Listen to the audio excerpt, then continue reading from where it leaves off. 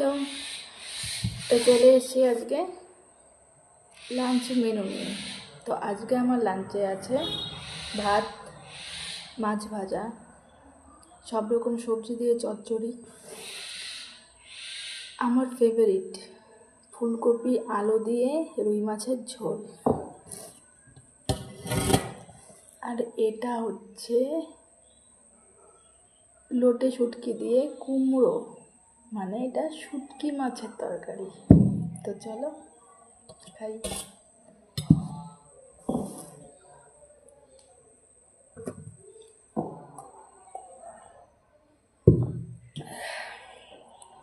প্রথমে খাবো চচ্চড়ি দিয়ে।